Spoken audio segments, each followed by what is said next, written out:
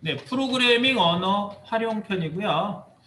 지금 여러분들이 이제 프로그래밍 언어, 뭐 특히 자바스크립트, jQuery를 통해서 지금 프로그래밍이라는 어떤 언어를 여러분들이 지금 접하고 계시고요. 이제 프로그래밍이라고 하는 거는 HTML, 자바스크립트는 그냥 그 구조 언어하고 레이아웃을 구성할 수 있는 그런 언어라고 본다면, 이거는 프로그래밍이라는 거는 제어문이 들어가야 되고요. 변수나 함수 같은 것들이 등장을 해야 프로그래밍 언어라고 할 수가 있어요.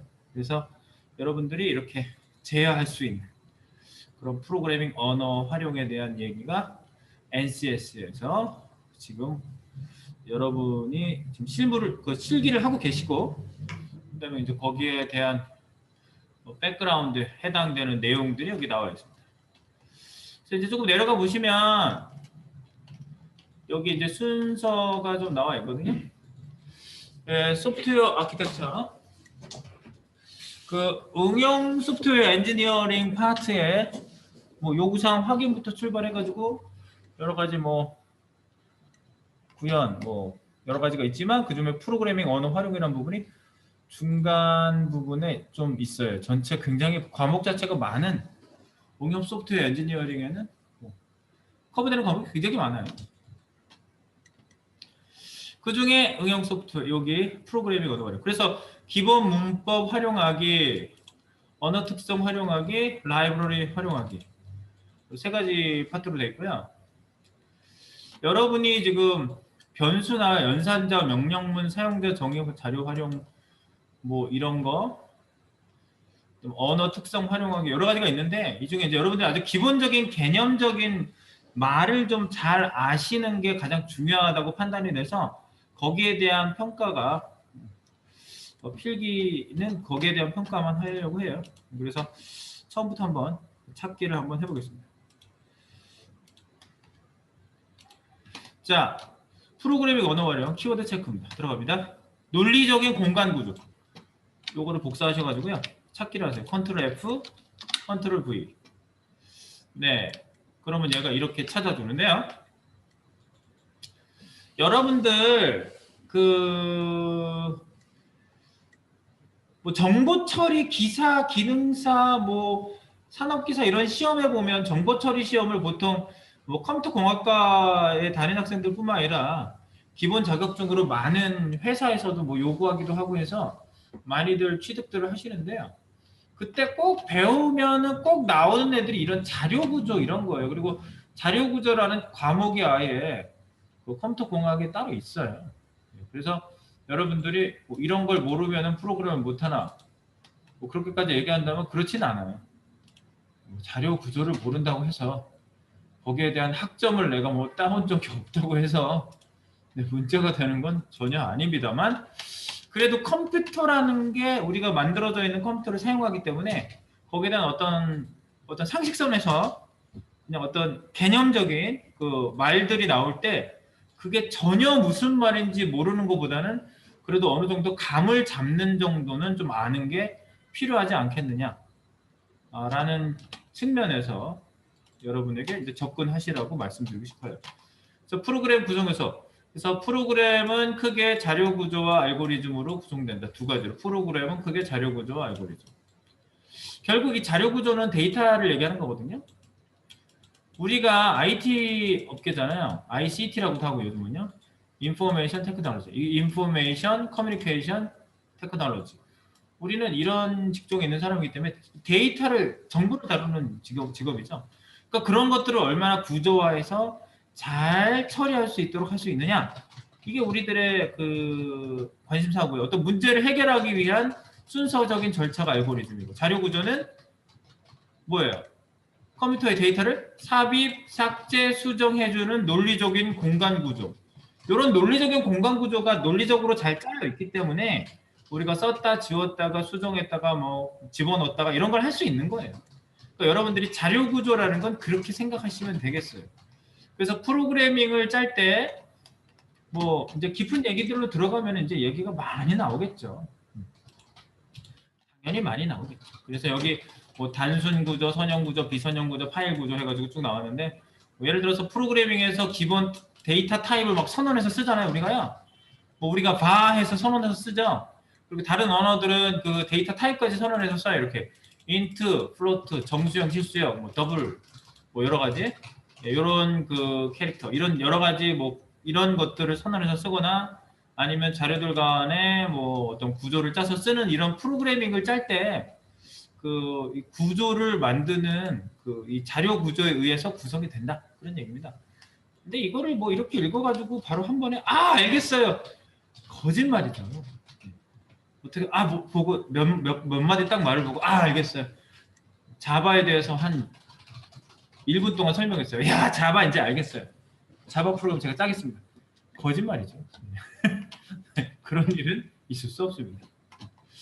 그래서 지금은 여러분들이 그냥 개념적으로 그냥 뭐 교양 정도의 개념적으로 여러분들이 이렇게 자료 구조는 컴퓨터의 데이터를 삽입, 삭제, 수정해주는 논리적인 공간 구조를 의미하며 자료의 형태에 따라 이런 뭐 분류를 또 할 수가 있는데 그런 것들을 여러분들이 자료 구조다라는 거, 자료 구조다라고 일단 정의적으로 알고 계시면 되겠고요. 네, 그 다음에 이제 아까 두 가지로 얘기한다고 그랬죠? 프로그램은 크게 자료 구조와 프로그램의 구성 요소. 어떤 프로그래밍 언어가 프로그램을 짠다 그러면 그 자료 구조와 알고리즘으로 구성되어 있다. 두 가지로. 그래서 자료 구조는 이 논리적인 공간 구조다. 그리고 그 다음 키워드는 요거였어요. 어떤 문제에 대한 답을 찾는 해법. 이건 제가 지난번에도 설명 한번 드린 적 있어요. 알고리즘에 대한 얘기인데 알고리즘은 넓은 의미에서 자료 구조와 함께 프로그램을 구성하는 요소를 의미하며 좁은 의미에서 전 좁은 의미로 더 말씀을 드린 거예요. 어떤 문제에 대한 답을 찾는 해법, 순서적인 절차. 네. 알고리즘은 기본적인 명령어를 통해서 작성 가능한데 명령어들을 알아야지 그러니까 프로그램의 언어를 배워야 되는 거예요. 순서적으로 변수를 선언하고 아까도 7색깔 무지개 색깔이 넘어가게 하려고 어떻게 했어요? 그 배열에다가 색깔명을 담고 순서대로 넘어가기 하기 위한 변수를 만들고 0번 집어넣고 그 다음에 뿔뿔을 해서 일씩 증가하게 하고 마지막 번호가 체크됐을 때는 처음으로 돌아가게 해서 우리가 계속 순환되는 무지개색이 찍히도록 했다. 그게 바로 알고리즘이 그런 명령어를 우리가 쓴 거죠. 순서대로 돌게 하려면 번호가 일씩 증가해야 하며 마지막 번호에서는 처음 번호, 마지막 번호로 넘어갔을 때는 처음 번호로 돌아가야 한다는 그런 해결 방안을 우리가 찾아가지고 그걸 명령어로 구성을 한 거예요. 이 알고리즘에 따라 이렇게 해서 이렇게 나와야 돼 라고 하는 우리의 그 문제 해결을 위한 7색깔 무지개 색깔이 넘어가게 하시오 라는 거에 문제잖아요. 그게 답을 우리가 절차적으로 구한 거죠. 이런 게 알고리즘. 근데 알고리즘이 깊게 들어가면 학문적으로 들어가면 되게 어려워요. 그래서 이거 뭐 학점 따려고 하시는 분들 네 자료 구조와 알고리즘 어렵다는 얘기밖에 안 합니다. 네, 이해 자체가 되게 어렵기 때문에 네, 뭐 다른 내용도 많이 있는데 제가 이걸 다 설명하는 것보다는 여기 초반에 있는 내용으로 지금 제가 전부 다 여러분 꾸며져 있습니다. 자, 주기억 장치에 기억하기 위해 사용하는 공간 뭘까요? 자, 주기억 장치에 사용하기 위하여 사용하는 공간. 요게 변수라는 말이 앞에 있네요. 우리가 변수에서 사용하죠. 그럼 NCS의 교과에서는 변수를 뭐라고 정의하고 있을까요? 바로 이겁니다. 어떤 값을 우리가 데이터를 취급하고 있죠. 주기억 장치에 기억하기 위하여 사용하는 공간. 그러니까 내가 데이터가 있는 공간이라고 항상 말씀드리는 거예요. 우리가 교실에 와서 앉아있고 우리가 집에 가서 앉아있고 우리가 어떤 공간을 차지하고 나라는 사람이 거기 있는 거와 똑같아요. 데이터는 그런 공간을 필요로 해요. 그래서 주기억 장치에 기억하기 위해 사용하는 공간 변수다. 변수. 네, 뭐 납득이 됐을 거예요. 저도 처음에 그런 공간의 주소를 얘기했으니까요. 그 다음에 속성을 부여하는 작업은 뭘까요? 속성을 부여하는 작업. 네, 여기 나와 있네. 선언. 우리가 선언이라고 뭐죠? 뭐 파리 선언, 독립 선언, 뭐 5등은 아사에 뭐 독립국인가 뭐 자주국인가 선언하노라. 이렇게 알리는 거잖아요. 선언이라고 보통 알리는 거죠. 이 변수, 이름, 데이터 타입 등을 의 속성을 부여하는 작업으로 명시적 선언과 묵시적 선언으로 구분된다. 그러니까 변수를 확 선언해서 이거는 전역 변수야, 이건 지역 변수야라고 이렇게 뭐 이렇게 선언해서 쓰는 경우가 있고요. 별도의 선언문 없이도 속성이 부여되는 방식도 있어요. 예를 들어서 그 함수에 바하고 선언 안 하죠 우리가. 펑션 가로 열고 닫고 할 때 여기에다가 뭐 변수를 썼어. tt라는 변수를 썼어. 여기 바 tt라고 쓰면은 틀려요. 에러나. 이렇게 선언 안 하고 쓰죠. 이런 거를 갖다가 묵시적 선언. 선언을 안 했는데 묵시 말 안 하고 아무것도 안 했는데 걔가 그렇게 쓰이기로 약속이 돼 있는 거예요. 명시적 선언은 바깥쪽에다 뭐 봐. 우리는 이제 자바스크립트만 했으니까 이제 봐 이렇게 선언하는 거예요. 이런 선언이 뭐라고요? 변수 이름, 데이터 타입 등 속성을 부여하는 작업. 네. 그 저기 뭐야 자바 언어 같은 경우에는 선언할 때 봐 이렇게 안 하고요. int 이렇게 쓴다고요. int tt 뭐 이런 식으로 하면 인티저 아 정수만 담는 변수구나 뭐 이런 걸 아예 정해버려요. 근데 저희는 그냥 봐 해가지고 variable 변수 해가지고 선언해버리죠. 이렇게 선언해 속성을 부여하는 거죠. 얘는 뭐야 얘는 뭐야 이렇게 선언을 데이터 이름 변수 이름 최소한 이름은 주잖아. 주소지 이름을 주는 거죠. 그겁니다. 뭐 더 깊이 설명하면 할수록 어려워지니까 덜 설명을 하겠습니다. 그리고 우리가 지금 써봤으니까 전혀 모르는 건 아니잖아요. 속성을 연결하는 과정 뭘까요? 속성을 연결하는 과정 바로 위에 있네요. 바인딩. 바인딩이란 말을 되게 많이 쓰거든요. 프로그램 하다 보면 변수와 변수에 관련된 속성을 연결하는 과정으로 정적 바인딩, 동적 바인딩으로 구분됩니다. 나는 이 바인딩만 얘기하면요. 데이터 바인딩이라는 말이 너무 많이 생각이 나요. 제가 그 실무 업무를 하면서 데이터 바인딩이라는 말을 굉장히 많이 썼거든요. 예를 들어서 아까 드롭다운 박스 이렇게 우리가 만들었죠. 이렇게 여기에 뭐 이름을 선택하시오. 그래가지고 여기 툭 떨어지는데 여기에 뭐 여러 가지 뭐 이름 있었잖아요. 여기 네. 김수현, 뭐 유아인 뭐 이런 이름이 있었잖아요. 이런 거를 동적으로 바인딩을 이렇게 데이터베이스에서 DB를 가져와 가지고요. 여기 리스트를 묶어야 될 애를 그때그때 달라지게 하는 거예요. 어떤 경우에는 영화배우를 선택해서 들어오면 영화배우, 남자 영화배우, 여자 영화배우를 선택해서 들어오면 여자 영화배우로 이렇게 여기에 데이터를 묶음을 해주는데 그런 걸 데이터 바인딩이라고 보통 얘기해요. 데이터를 묶어줘요. 새로 이렇게 쫙 해가지고 거기다 세팅을 쫙 해주는 거야. 데이터를. 이런 걸 데이터 바인딩으로 흔히 얘기하는데 변수와 변수에 관련된 속성을 그러니까 변수에다가 데이터를 이렇게 연결해서 묶는 작업을 갖다가 바인딩이라고 하고요. 정적 바인딩, 동적 바인딩이 있는데 이거는 미리 코딩이 돼 있는 걸 정적 바인딩으로 생각하시면 돼요. 프로그램 실행 시간 전에 속성을 연결을 미리 다 해놓는 거고 이거는 동적 바인딩 착 바뀌어서 얘가 바뀌면 뭐 삼성 카드면 할인 카드가 달라져 이렇게 무슨 카드면 현대카드면 현대카드에 대한 할인 포인트가 막 달라져 이렇게 뭐 이렇게 바뀐 데이터가 탁탁 그때그때 묶여요. 이런 건 동적 바인딩이라고 볼 수가 있어요. 프로그램의 실행 시간에 바로 속성을 연결 바로바로 해버려요. 그런 것들을 바인딩 작업이라고 보통 얘기를 합니다. 그래서 속성을 연결하는 과정, 변수에 관련된 속성, 여러 가지를 묶어주는 과정을 전부 다 바인딩이라고 얘기를 합니다. 이제 바인딩이라는 얘기가 밑에서 또 나와요. 자, 그리고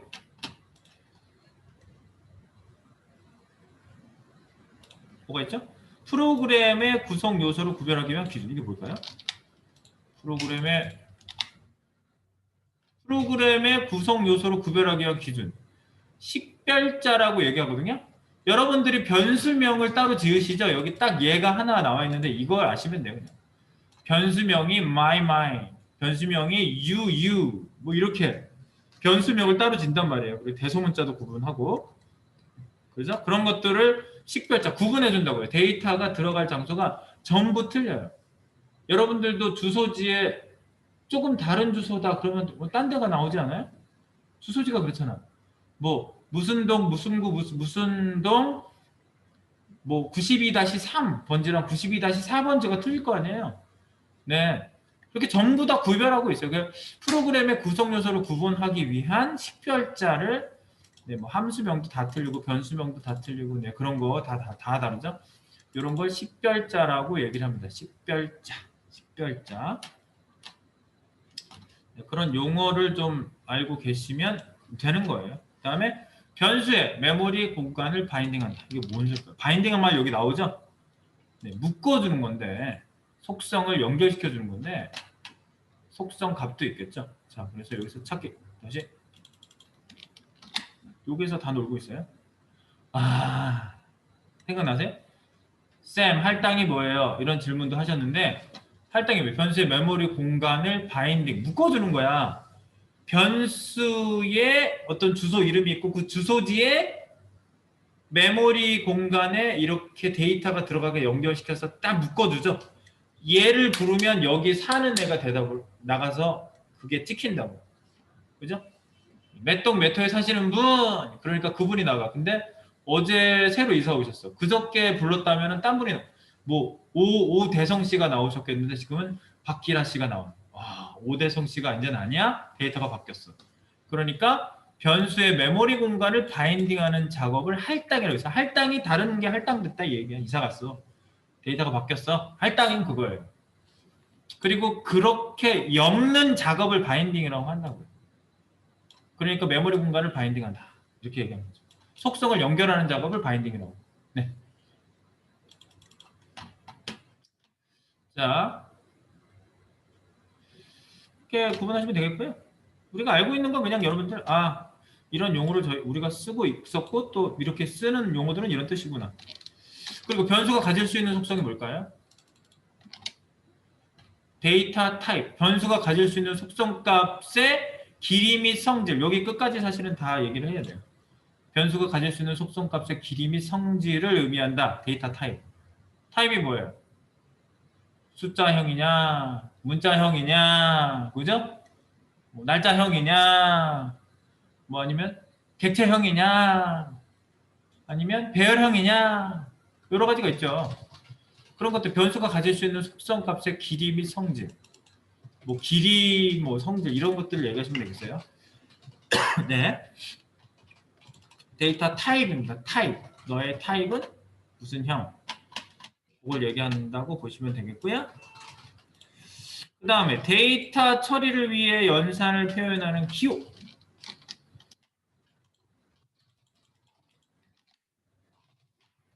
데이터 처리를 위해 연산을 표현하는 기호로 플러스 마이너스 뭐 여러 가지 그죠? 곱하기 나누기 퍼센트 나머지 연산자까지 연산자를 같이 연산자라는 건 데이터 처리를 위해서 뭐 더해서 처리할지 빼서 처리할지 뭐 여러 가지 그 연산을 하겠죠. 예, 연산자 플러스 이것도 연산자 마이너스 이것도 연산자 물음표 콜론 세미콜론 이것도 연산자 예.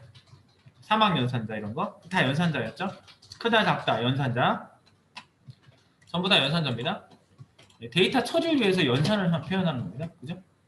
연산 뭔가 변화를 주는 겁니다. 그렇게 생각하시면 되겠고요.